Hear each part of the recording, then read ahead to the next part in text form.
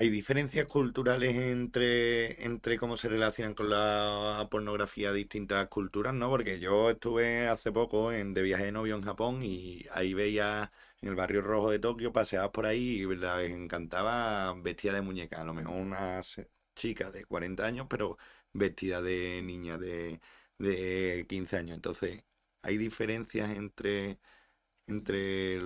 bueno, no sé, entre cómo se consume entre diferentes culturas, en diferentes culturas? Influye en parte también la manera en la que cada cultura percibe lo que es el cuidado y el valor del cuerpo, ¿no? Y de la afectividad y cómo se vive la sexualidad. Si hablamos de países más occidentales, estamos hablando de sí, países más liberales, ¿no? Entonces hay mucha más individualización y más libertad en ese sentido. Por lo tanto, pues todos los efectos que estamos viendo a día de hoy, si nos vamos a culturas más orientales, a lo mejor más conservadoras, ¿no? Se trata de un tema más tabú. Pero lo que podemos ver a nivel general y en rasgos más internacionales es que no existe en sí una diferencia a nivel cerebral. Las personas somos todas, somos todas muy diferentes, pero al mismo tiempo tenemos la misma huella, ¿no? Y el efecto nocivo a nivel cerebral es el mismo que una droga, sí, hablándolo así claramente. Puede haber diferencias en cuanto a cómo yo percibo este consumo, ¿no? Si lo veo más desde la culpa, desde la vergüenza, el efecto de la religión también evidentemente es un factor que influye directamente en cómo yo percibo este consumo, pero a nivel cultural, el tipo de educación que yo he recibido en mi familia, pero en sí no hablaríamos de una diferencia muy grande a nivel cultural. ¿No te parece, justo has hablado ahí de la familia, me parece uno de los temas que son una bola de nieve tan grande que me parece que es muy difícil solventar, ¿no? Entonces la prohibición, la hiperregulación, me parece que tienen muchas trampas detrás, ¿no? Entonces yo creo que es uno de los casos que el porno, yo creo, vamos, en mi opinión, que va a existir siempre, siempre va a estar ahí, pero que al final se tiene que controlar, digamos, desde la familia, ¿no? Que al final es muchísimo más fácil controlarlo de la familia, ¿no? Muchísimo más fácil y muchísimo más difícil. ¿Por qué? Porque muchas veces también es mucho más fácil, esto lo comentamos mucho en las formaciones que damos a padres, mucho más fácil darle un libro a mi hijo, oye, léete esto y ya está, o que se encargue otro de darle esta educación sexual que a lo mejor a mí me implica una formación, me implica un aprender a cómo hablar de estos temas con mis hijos. Necesitas un tiempo para dedicarle, ¿no? No puedes hablarle, oye, cariño, vamos a hablar hoy de lo que es la pornografía y ya está, venga, te dejo en el cole y luego seguimos. Evidentemente no, ¿no? Pero es ahí donde tenemos que hacer mucho énfasis, donde tenemos que centrarnos en la educación afectiva y sexual que se reciba en la familia. Afectiva cuando son más pequeños y ya cuando van entrando a la adolescencia se puede ir hablando cada vez más explícitamente de lo que es la sexualidad y cómo vivirla. Pero nosotros animamos mucho a los padres a que tengan estas conversaciones con los hijos porque si no las tienen ellos van a llegar de otra manera, tanto por un amigo o por la pornografía. Y ahí es donde van a tener estos esquemas que luego van a querer imitar en sus relaciones sexuales y en su vida afectivo-sexual. Totalmente de acuerdo. De hecho, vamos, hablo ahora más de droga, porque de pornografía es verdad que la gente pues no suele hablar. La verdad que es un tema bastante tabú o que no interesa ponerlo en común realmente. Pero con el tema droga pasa parecido. Quienes, desde mi punto de vista, mejores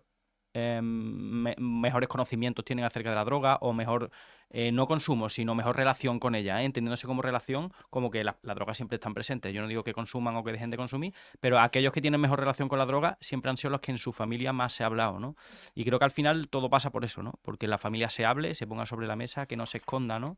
Que no se piense que tu hijo no va a ser el que al final tome una raya, que tu hijo no va a ser el que humille y haga bullying, ¿no? Que tu hijo no sea el que va a ver porno, porque al final esas cosas están ahí, ¿no? Y en un grupo de amigos siempre es muy fácil. Entonces en familia al final siempre es fácil, hay temas difíciles, como toda la vida no es fácil, ¿no? Total. De hecho, estoy súper de acuerdo con lo que comentas, Pablo, porque muchas veces, ¿no? Nos llegan padres en las formaciones, no, yo creo que mi hijo, no, es que es muy bueno, no habrá consumido ni, yo creo que está muy lejos de consumir. Nos llegan muchos y dices, está muy bien y ojalá sea así. Pero si es así, no te quedes con el, oye, ¿y si? No, no, pregúntale, habla con él. Decimos que el mejor sitio para poder hablar de sexualidad y afectividad es en el coche, porque está tu hijo, no os miráis a la cara, ¿no? No les miras a los ojos, por lo tanto, estos temas que son también muy delicados y que dan mucha vergüenza con un hijo adolescente, hablar de esto no es moco de pavo, ¿no? Hay que dedicarle tiempo. Entonces en el coche podéis ir tranquilitos y si hace falta, si se escapa, le cierras hasta que acabéis la conversación, ¿no? Pero evidentemente hay que buscar estos encuentros y no van a ir motivados, o los hijos no van a ser los que los propicien, porque evidentemente dan vergüenza. Tiene que ser en los padres donde ellos vean confianza para poder hablarlo y que no son juzgados. Sobre todo, eso es muy importante. Oye, qué consejo más bonito dado. Y es verdad, muchas veces la gente huye de las conversaciones un poquito más tensas, ¿no? Y se incomodan, y eso es una buena herramienta. Y hablando de conversaciones incómodas, ¿qué le dirías también a una pareja? A una chica, a un hombre que ve que su pareja está consumiendo pornografía. ¿Cómo crees que debería de abordar esta conversación? Bueno, de hecho, justo la semana pasada tuve un paciente, ¿no? Que tuvimos una sesión en pareja y era la primera sesión que venía con ella. Y me comentaban esto, que les preguntaba oye, ¿qué diferencias veis entre sexualidad y pornografía? Me dicen, no, es que llevamos 5 o 6 años juntos y nunca nos hemos puesto a hablar de nuestras relaciones sexuales. Nunca hemos hablado de sexualidad, ni qué entiende uno por qué cosas quiere hacer, ¿no? Qué prácticas le gustan, qué cosas le incomodan. Nunca nos hemos parado a hablar y empezamos por ahí, ¿no? Entonces, un consejo muy básico, no hay afectividad y sexualidad sin comunicación. Es muy importante, al final estamos hablando de que la sexualidad es un baile, ¿no? En el que tiene que haber un compás entre ambas partes de la pareja, y si no empezamos por trabajar en lo más sencillo, que es hablar con toda libertad de lo que es la sexualidad para cada uno, qué ideas tiene, qué conceptos, si tiene alguna fantasía, ¿no?